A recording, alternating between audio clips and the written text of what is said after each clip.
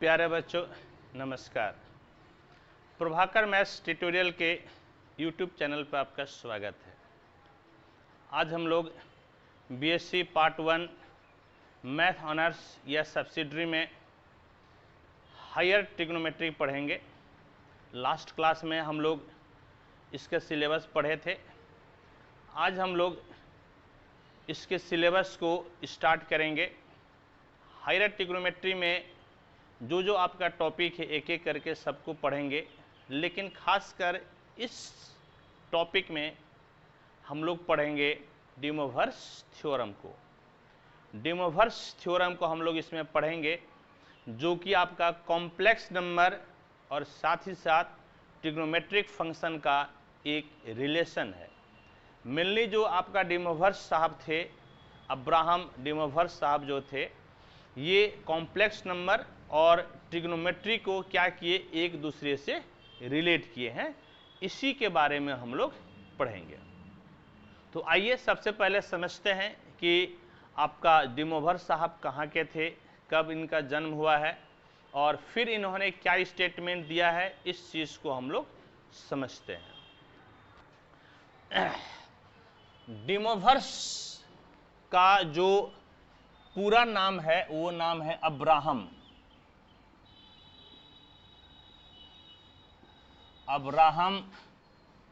D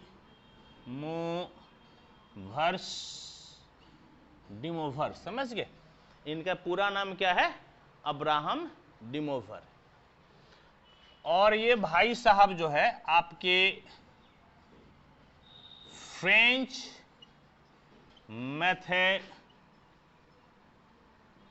mathematician थे।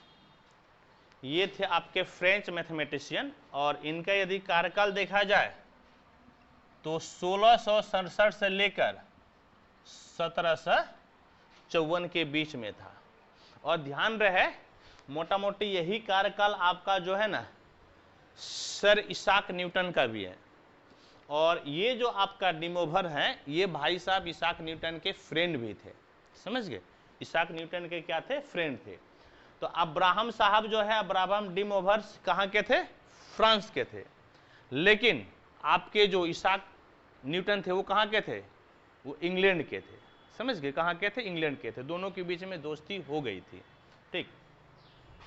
तो ये डी मोवर साहब क्या किए कि कॉम्प्लेक्स नंबर और ट्रिग्नोमेट्री के बीच में क्या किए? एक रिलेशन दिए। वही रिलेशन क्या कहलाता है? डी मोवर्स थ्योरम कहलाता है।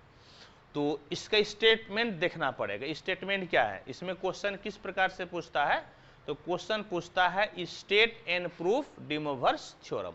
ये अक्सर पूछता है, ऑल्टरनेट करके तो पूछ ही देता है। स्टेटमेंट पहले लिखना पड़ेगा। क्वेश्चन इस प्रकार से आएगा। क्या आएगा क्वेश्चन? क्वेश्चन आएगा स्टेट एंड प्रूफ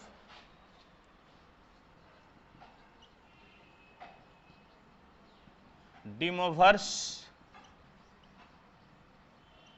थ्योरम। बस इतना ही क्वेश्चन आएगा। आपको पहले क्या करना है? स्टेटमेंट लिखना है और फिर क्या करना है? आपको प्रूफ लिखना है।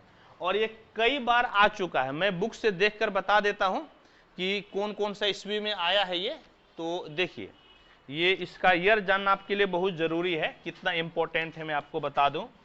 ऑनर्स की बात कीजिए तो 2005, 2009, 2012, 2015, 2018 में आया हुआ है।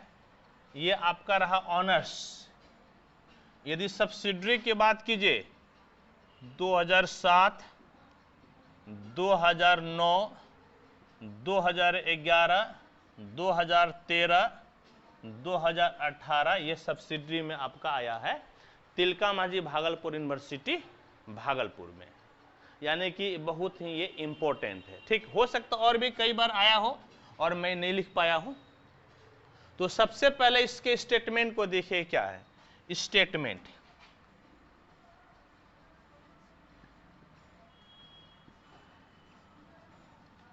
स्टेटमेंट लिखना जरूरी है। जब लिखा रहे क्वेश्चन स्टेट एंड प्रूफ, तो पहले आपको स्टेटमेंट लिखना है और फिर अपने स्टेटमेंट को आपको प्रूफ करना है। If n is any integer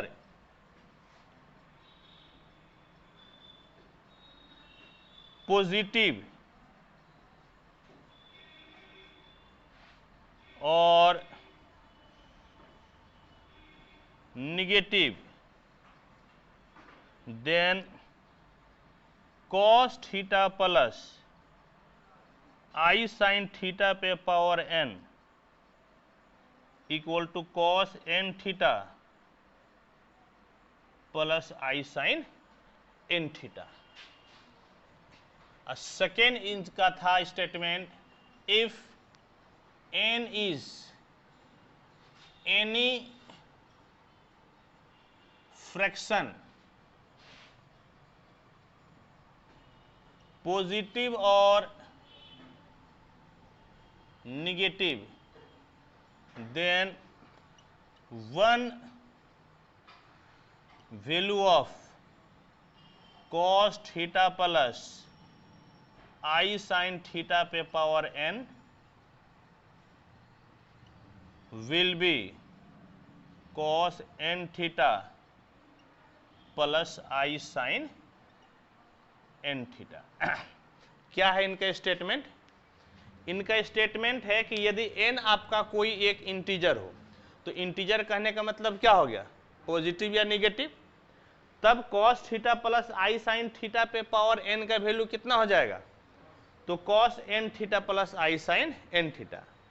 लेकिन यदि आपका n फ्रैक्शन रहे, फ्रैक्शन का मतलब बट्टे वाला रूप हो गया, यानी p बाई क्यू का रूप हो गया, चाहे वो पॉजिटिव में रहे या निगेटिव में रहे, इस केस में cos theta plus I sin theta का एक मान cos n theta plus I sin n theta होता है। यानी कि ये फ्रैक्शन में रहे तो इसका बहुत सारा मान मिलेगा, उस बहुत सारे मान में से एक मान आपका क्या हो जाएगा, cos n theta plus I sin n theta. समझ गए? ये स्टेटमेंट है। तो स्टेटमेंट आपको लिखना पड़ेगा और तब आपको क्या करना है, प्रूफ करना है। समझ गए? प्रूफ करना है। तो प्रूफ आपका 3 केसेस में इसको प्रूफ करेंगे। पहला केस जब आपका पॉजिटिव इंटीजर हो, दूसरा केस जब निगेटिव इंटीजर हो, और तीसरा केस जब आपका ये फ्रैक्शन हो। तो 3 केस में प्रूफ होगा। तो केस 1 देख लीजिए। केस 1 यानी कि when n is positive integer, जब n आपका क्या हो, तो n आपका हो पॉजिटिव इंटीजर। समझ गए? जब n आपका क्या हो, पॉजिटिव इंटीजर। और इसको जो है ना, इसको सिद्ध करने के लिए आपको इंडक्शन का यूज करना पड़ेगा। इंडक्शन का मतलब मैथमेटिकल इंडक्शन, गणितीय आगमन सिद्धांत का। कैसे सिद्ध कीजिएगा, देखिए, cos theta plus I sin theta, इस पे पावर 1 ले लीजिए। बताइए, एक पावर से कोई फर्क पड़ेगा? नहीं पड़ेगा। यानी कि कितना हो गया, cos theta plus I sin theta, या cos 1 theta plus I sin 1 theta लिख सकते हैं। यानी cos theta plus I sin theta पे पावर 1 कितना हो गया, cos 1 theta plus I sin 1 theta. यानी कि जो ये पावर था वो पावर किसके साथ उतर गया, एंगल के साथ आ गया। यही हम लोगों को दिखाना है। जैसे ये पावर है, वो पावर किसके साथ आ गया, एंगल के साथ आ जाता है। ठीक, n बराबर 1 के लिए हम तो देखे सही है। लिखिएगा, therefore it is true for n equal to 1। यानी कि n बराबर 1 के लिए तो सही हो गया। अब आपको चेक करना है n बराबर 2 के लिए। तो उसके लिए क्या कीजिए, उसके लिए कीजिए cos theta plus I sin theta पे पावर 2 लेकर बढ़िए। बोलिए तो a प्लस बी का होल स्क्वायर कितना हो जाएगा? a square plus B square plus 2ab, a square plus B square plus कितना हो गया? 2ab। अब देखिए तो क्या हो जाएगा? Cos square theta i square कितना? -1 minus sine square theta plus i into 2 sine theta into cos theta. अब एक बात बताइए, cos square theta minus sine square theta का वैल्यू कितना होता है? Cos 2 theta. कितना होता है? Cos 2 theta. यानी कि बराबर हो गया cos 2 theta plus i 2 sine theta into cos theta कितना हो जाता है? Sign 2 theta. कहने का मतलब कि आपका कहने का मतलब क्या मिला कि cos theta plus i sign theta पे पावर 2 किसके बराबर हो गया? Cos 2 theta plus i sign 2 theta. यानी कि ये जो भाई साहब है ना, ये भाई साहब देख लीजिए तो पावर में कितना था? 2, और 2 कहाँ आ गया? एंगल के साथ मल्टीप्लाई हो गया। यानी कि n बराबर 2 के लिए भी सही है। It is also true for n equal to 2। ये n बराबर 2 के लिए भी सही है। इसको नोट कीजिए, फिर हम लोग देखते हैं, चेक करते हैं n बराबर 3 के लिए सही है कि नहीं है। इसको आप नोट कीजिए।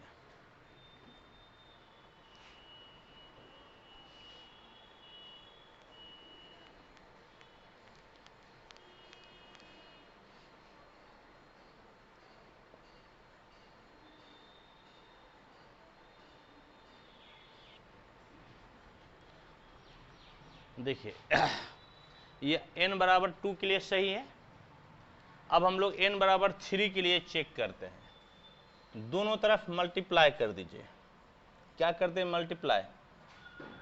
या ऐसा कर लीजिए, देखिए क्या कीजिए कि 3 पावर लेके चलिए। अब बताइए कि a प्लस बी का होल क्यूब क्या होता है? क्या होता है बोलिए तो? a cube plus 3a square b plus 3a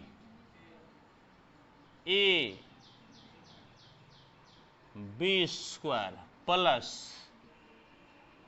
B cube plus कितना हो गया? बी क्यूब हो गया। ठीक, देखिए तो बराबर कितना मिला? Cos cube theta. और फिर देखिए तो ये जो भाई साहब है आई स्क्वायर कितना हो जाएगा? -3 cos theta sine square theta. फिर इसको लिख लीजिए 3 cos square theta sine theta i, और आई क्यूब क्या होता? -i और कितना? Sine cube theta. बोलिए हाँ या नहीं? यहाँ तक कोई दिक्कत कोई परेशानी नहीं है? यदि यहाँ तक कोई दिक्कत कोई परेशानी नहीं है तो इसको आप ऐसा कर सकते हैं क्या कर सकते हैं कि cos cube theta -3 cos theta है, इस साइन थीटा को बदल दीजिए आप किस में?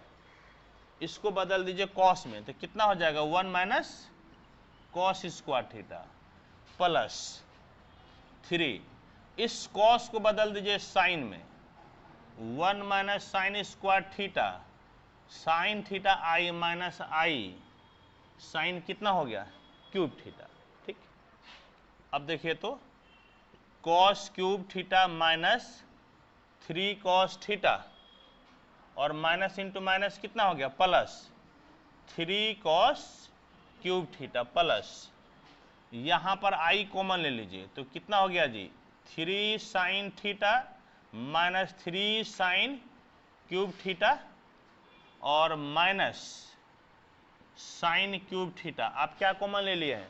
आप आई कॉमन ले लिए हैं, तो क्या हो गया बोलिए तो? 3 1 4 4 cos cube theta -3 cos theta एक साथ में, अब प्लस ये हो गया 3 साइन थीटा, 3 और 1 4 माइनस 4 साइन क्यूब थीटा, और साथ में कितना हो गया i। ठीक, अब एक बात बोलिए तो कि क्या आप ये फॉर्मूला जानते हैं?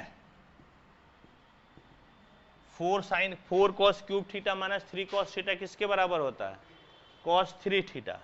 ये हो गया कॉस 3 थीटा प्लस i, और ये किसके बराबर हो गया? Sine 3 theta. तो आप क्या देखे? आप देखे कि इस बार फिर पावर क्या हो गया? एंगल के साथ क्या हो गया? मल्टीप्लाई हो गया, यानी कि n बराबर 3 के लिए भी ये सही है। लिखिएगा therefore it is also true for n equal to 3। let the given statement is true for n बराबर m। याद कीजिए, तो यही ना हम लोग दिखाते मैथमेटिकल इंडक्शन में, n बराबर m माने m प्लस 1 के लिए क्या कीजिएगा? सही दिखाइएगा। ठीक, दैट इज क्या हो गया? That is cos theta plus i sine theta पे पावर m बराबर कॉस m थीटा प्लस कितना हो जाएगा? साइन m थीटा, हाँ या नहीं? और आपको कितना के लिए सही दिखाना है? m प्लस 1 के लिए सही दिखाना है। जो मानते हैं उससे एक ज्यादा हम लोग सही दिखाते हैं। अब क्या कीजिए, दोनों तरफ आप मल्टीप्लाई कर दीजिए। किससे मल्टीप्लाई कीजिए? Cos theta plus i sine theta से आप दोनों तरफ मल्टीप्लाई कर दीजिए। मल्टीप्लाइंग बोथ साइड बाय, चूंकि बड़ा जाता है ना इसलिए छोटा छोटा लिखना पड़ेगा। Multiplying both sides by cos theta plus i sine theta से। समझ गए? दोनों तरफ किससे मल्टीप्लाई कर रहे हैं? Cos theta plus i sine theta से। बोलिएगा तो इधर कितना हो जाएगा? Cos theta plus i sine theta पे power m into cos theta plus i sine theta. बोलिए तो इधर किसके बराबर हो गया? Cos m theta plus i sine m theta into cos theta plus i sine theta हो गया। ठीक, अब देखिए, अब आपका क्या है कि इधर आपका दोनों का बेस समान है तो पावर क्या हो जाएगा? जुड़ जाएगा, यानी कि cos theta plus i sine theta पे पावर m प्लस 1 हो गया। इसको इससे गुना कर दीजिए, cos m theta into cos theta, फिर इसको इससे गुना कीजिए, i cos m theta sine theta, इसको इससे गुना कीजिए, i sine m theta cos theta, इसको इससे गुना कीजिए, plus i square sine m theta into कितना हो गया? साइन थीटा हो गया। समझ गए? साइन m थीटा इंटू कितना? Sine theta. थोड़ा सा चलिए यहां तक ठीक है, इतना हो गया। अब देखिए, अब क्या करना है, तो बराबर इसको और इसको आप एक साथ ले लीजिए, cos m theta into cos theta, i square कितना हो गया?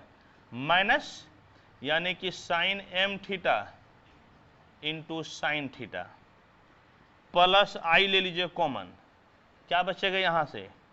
Sign m theta into cos theta plus cos m theta into कितना? Sine theta. और अब देखिए तो ये किसके बराबर हो गया? कॉस a प्लस बी के बराबर। कॉस a प्लस बी बराबर क्या होता है? Cos a into cos b minus sine a into sine b. और ये किसके बराबर? Sine a plus b. Sine a plus b बराबर क्या होता है? Sine a into cos b plus cos a into sine b. यानी कि ये हो गया cos m theta plus theta plus i sine कितना हो गया? m थीटा प्लस थीटा हो गया। तो आप लिखिए, फिर तभी तो आगे बढ़ेंगे। इसको नोट कीजिए आप। बहुत ही इंपॉर्टेंट क्वेश्चन है ये।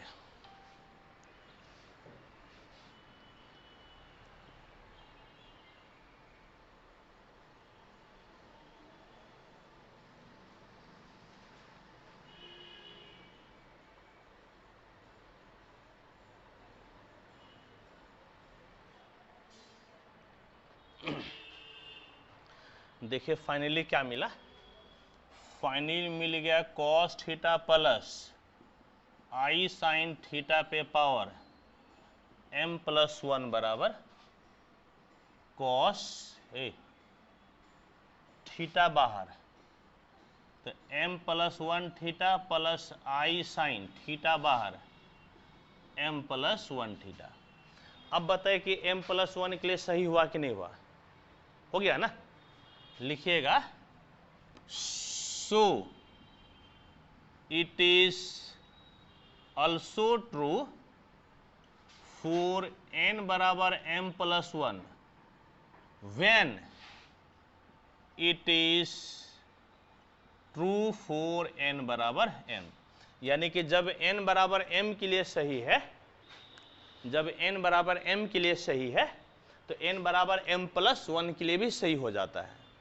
तो इसीलिए मैथमेटिकल इंडक्शन क्या कहता है, आप जितना मान के चले हैं यदि उससे ज़्यादा आप सही दिखा देते हैं तो सभी इंटीजर के लिए सही हो जाएगा। लिखिएगा so by principle of mathematical induction, so by principle of mathematical induction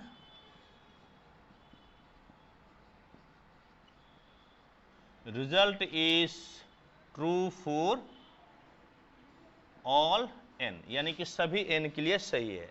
और ध्यान में रहे कि अभी आपने n को क्या लेकर चला है, अभी आपने n को पॉजिटिव इंटीजर लेकर चला है, समझ गए।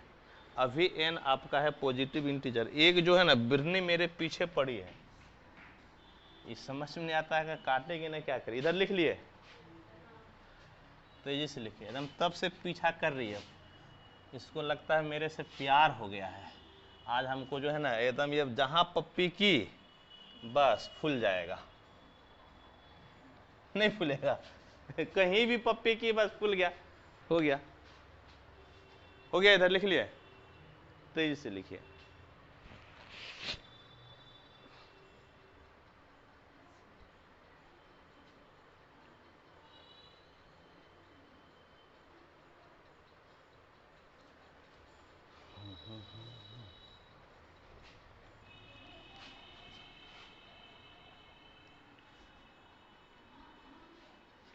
यानी कि सभी पॉजिटिव इंटीजर के लिए रिजल्ट आपका अभी सही है, यानी कि therefore the statement is true for all positive integer.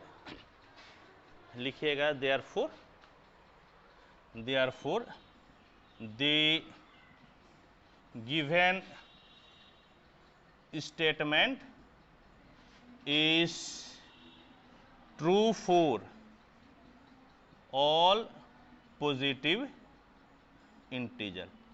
Positive integer के लिए सही है। अब केस 2 लिख लीजिए, case 2 when n is negative integer, यानी कि जब n आपका क्या हो, निगेटिव इंटीजर हो, समझ गए। तो लेटिए n बराबर -m, जहां m is positive integer. n बराबर क्या मान लिए, n हमेशा निगेटिव है, तो n बराबर क्या माने -m, और m आपका क्या है, पॉजिटिव है, तभी तो पॉजिटिव इंटू नेगेटिव कितना हो जाएगा, निगेटिव। हाँ या नहीं, यानी कि इस केस में n आपका किसी भी हालत में क्या है, निगेटिव है। m को पॉजिटिव माने हैं तो पॉजिटिव इंटू नेगेटिव तो निगेटिव ही होगा ना। तब देखिए तो आपका क्या हो जाएगा, therefore cos theta plus i sign theta पे पावर n, इसको क्या लिख सकते हैं आप, cos theta plus i sign theta पे पावर कितना -m, इसको नीचे लेते आइए, cos theta plus i sign theta पे पावर कितना m, और m आपका क्या है, पॉजिटिव इंटीजर है, m क्या है? Positive integer. अभी तुरंत पॉजिटिव इंटीजर के लिए आप क्या पढ़े हैं कि पावर एंगल के साथ उतर जाता है। इसको सिद्ध किए ना पॉजिटिव वाला, हाँ या नहीं? पॉजिटिव वाला आप सिद्ध कर लिए, तो इसको क्या लिख सकते हैं? 1/cos m theta plus i sine m theta by case 1, क्योंकि केस 1 में आपने इस चीज को सिद्ध कर दिया है। अब देखिए तो क्या कीजिएगा, 1/cos m theta plus i sine m theta गुना कर दीजिए cos m theta minus i sine m theta by cos m theta minus i sine m theta. तो ऊपर तो हो गया cos m theta minus i sine m theta, नीचे a plus b into a minus b, a square minus b square, यानी कि cos square m theta और आई square minus है तो माइनस इंटू माइनस कितना हो जाएगा? प्लस साइन स्क्वायर कितना? m थीटा, और नीचे का वैल्यू कितना हो गया? 1, यानी कि cos m theta minus i sine m theta. और इसको आप ऐसा लिख सकते हैं कि cos minus m theta plus i sine minus m theta, क्योंकि cos माइनस थीटा बराबर क्या होता है? cos थीटा, और जबकि साइन माइनस थीटा बराबर क्या होता है? Minus sine theta. समझ गए क्या होता है माइनस साइन थीटा? ठीक है, माइनस साइन थीटा होता है। तो होप कि यहां तक कोई दिक्कत कोई परेशानी किसी को नहीं होगी। अब देखिए क्या करेंगे, अब माइनस n के जगह पे आप क्या लिख सकते हैं? इधर लिख लिए क्या? इधर नहीं लिखिए तो लिखिए तब ना।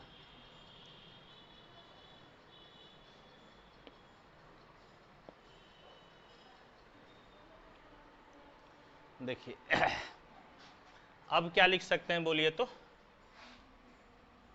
cos theta plus i sign theta पे पावर n बराबर cos, सुनिए माइनस m के जगह पे आप क्या रखिएगा?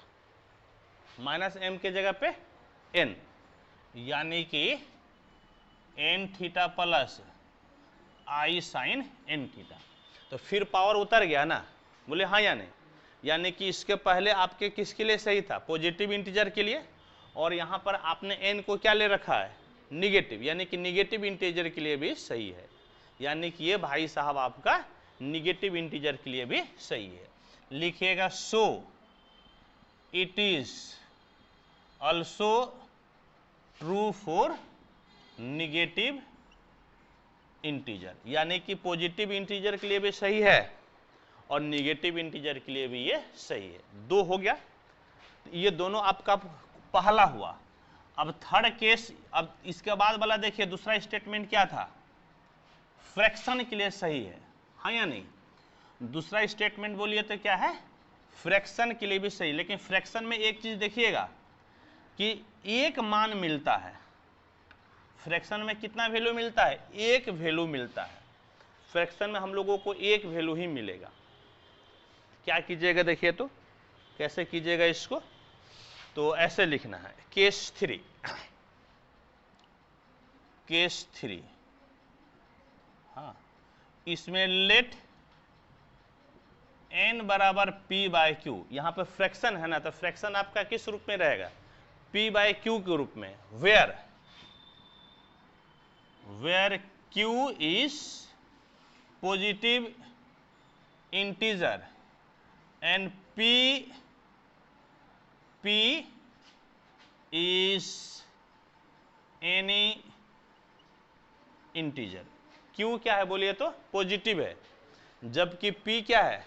कोई भी इंटीजर है, यानी कि p प्लस भी हो सकता है माइनस भी। सपोज कि q आपका प्लस है और p प्लस है, तो प्लस बाय प्लस क्या हो जाएगा? प्लस, यानी पॉजिटिव फ्रैक्शन मिलेगा। और q प्लस है और p आपने निगेटिव ले लिया, तो plus by minus, minus negative fraction मिलेगा। तो केस में लिखवाया था ना कि आपको पॉजिटिव और निगेटिव फ्रैक्शन दोनों भी आपका हो सकता है। तो अब देखिए तो इसको कैसे लेके बढ़ेंगे। यहाँ पे थोड़ा सा समझदारी वाली बात है। यहाँ पर ऐसे कीजिए, cos theta bye Q plus i sign theta bye Q, इस पे पावर क्यू बोलिए तो क्या है? क्यू आपका क्या है, पॉजिटिव इंटीजर है।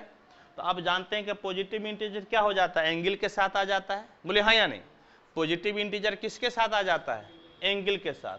तो इसको आप लिख सकते हैं cos theta by Q into Q plus i sign theta bye Q into Q. बोले हाँ या नहीं, अभी तुरंत पढ़े ना कि पॉजिटिव इंटीजर या नेगेटिव इंटीजर दोनों ही किसके साथ आ जाएगा, एंगल के साथ आ जाएगा।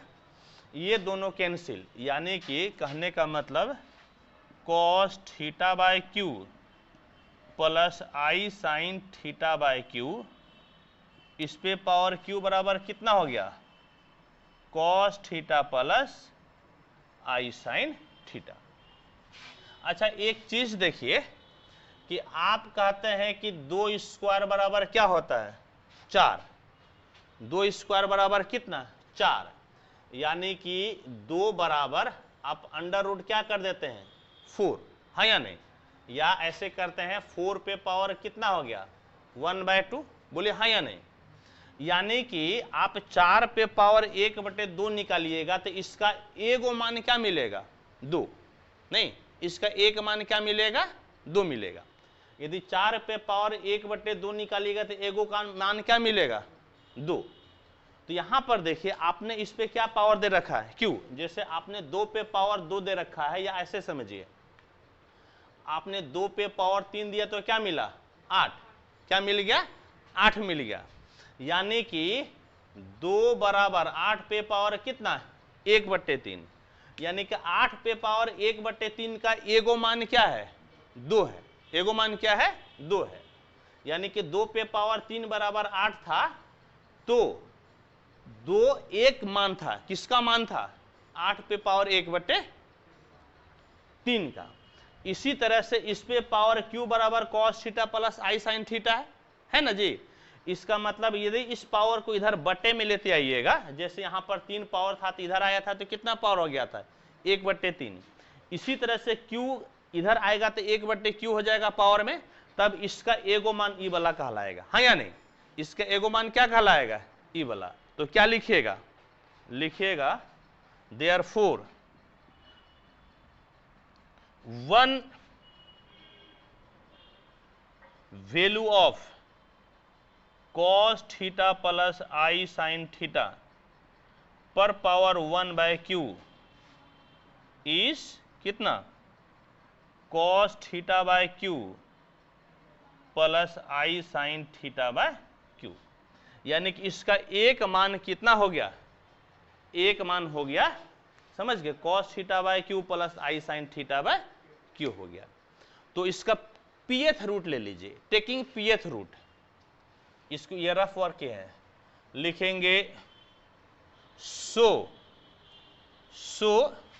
टेकिंग pth पावर ले लीजिए। तो 1 वैल्यू ऑफ